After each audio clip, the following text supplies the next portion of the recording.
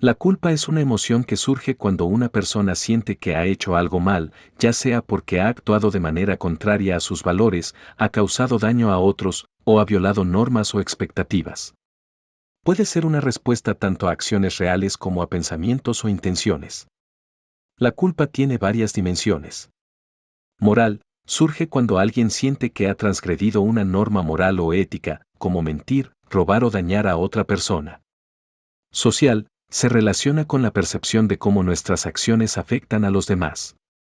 A menudo, la sociedad nos enseña a sentir culpa cuando nuestras acciones no se ajustan a las expectativas sociales o grupales.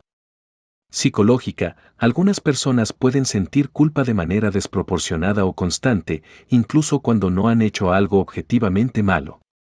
Esto puede estar relacionado con patrones de pensamiento negativos o trastornos como la depresión o la ansiedad.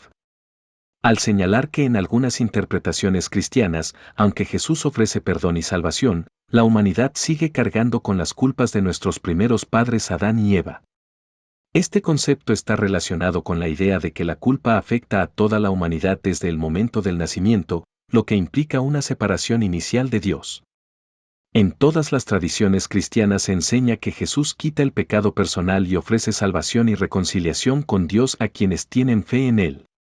La distinción aquí está entre la culpa, que afecta por herencia a la naturaleza humana, y los pecados personales, que son los actos individuales de desobediencia a Dios. Mientras que la acción del primer hombre sigue afectando la naturaleza humana, Jesús ofrece el perdón y la redención para los pecados personales, sin liberar la culpa de Adán a través de su sacrificio. Durante Yom Kippur, el día de la expiación. Antes de este día sagrado, se espera que cada individuo pida perdón a aquellos a quienes ha ofendido o perjudicado durante el año.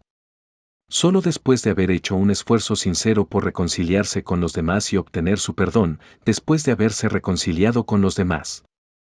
Había señales y rituales específicos que indican si Dios había aceptado el arrepentimiento y perdonado al pueblo de Israel. En los tiempos del templo en Jerusalén, si el chivo no regresaba, se consideraba que los pecados y la culpa habían sido llevados lejos y que Dios había aceptado el sacrificio. El sacrificio de Jesús no elimina la culpa ni hace que sea necesario. Jesús necesita la culpa como llave que abre la puerta al perdón y a la reconciliación con Dios, pero cada persona debe reconocer su pecado, arrepentirse y aceptar ese perdón.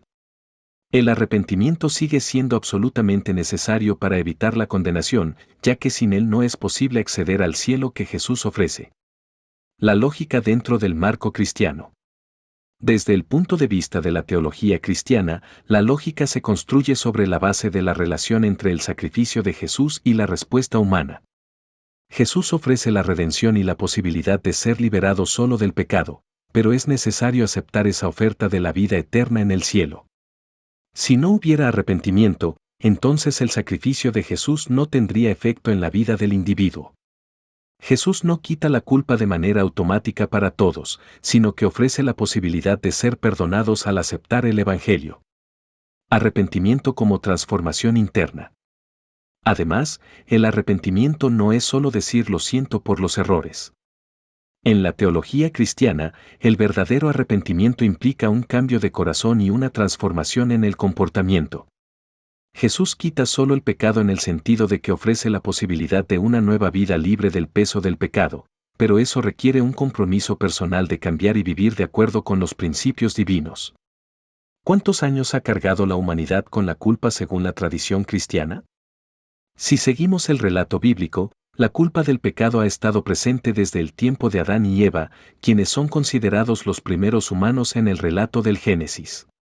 Si bien no hay una fecha exacta para cuando sucedió este evento, algunos estudiosos de la Biblia, especialmente en interpretaciones tradicionales, han intentado calcular una cronología bíblica. Cálculos basados en la Biblia, según interpretaciones tradicionales, usando genealogías bíblicas para retroceder desde eventos conocidos, algunos eruditos han sugerido que la creación de Adán y Eva, y por lo tanto la caída y la carga de la culpa, ocurrió alrededor de hace 6.000 años. Este cálculo proviene de la interpretación literal de las genealogías del Antiguo Testamento, que suman las edades de los patriarcas y otros personajes bíblicos. Judaísmo, en la tradición judía, aunque también se relata el pecado de Adán y Eva, el concepto de culpa como una carga heredada por todos los humanos no es una doctrina central como en el cristianismo. El judaísmo se enfoca más en el libre albedrío de las personas para elegir entre el bien y el mal. Cristianismo, en la teología cristiana, desde el pecado original, se considera que la humanidad ha estado bajo el peso de la culpa. La culpa de Judas. Condenación de Judas. La mayoría de las tradiciones cristianas tradicionales interpretan que Judas, al haber traicionado a Jesús por 30 piezas de plata, cometió un acto de traición grave. En el Evangelio de Mateo, capítulo 27 verso 3 al 5, se describe que, después de darse cuenta de lo que había hecho, Judas se ahorcó. Esta acción ha llevado a la creencia de que Judas no se arrepiente verdaderamente. Y por lo tanto, podría estar condenado a la separación de Dios en el infierno. En algunos pasajes, como el de Mateo capítulo 12 verso 31 al 32, se menciona un pecado imperdonable, lo que ha llevado a algunos a concluir que Judas pudo haber cometido este pecado al rechazar la misericordia y el perdón de Dios. Jesús no puede romper su promesa a Judas. Plantea preguntas profundas sobre la naturaleza de la traición, el arrepentimiento y la fidelidad de Dios.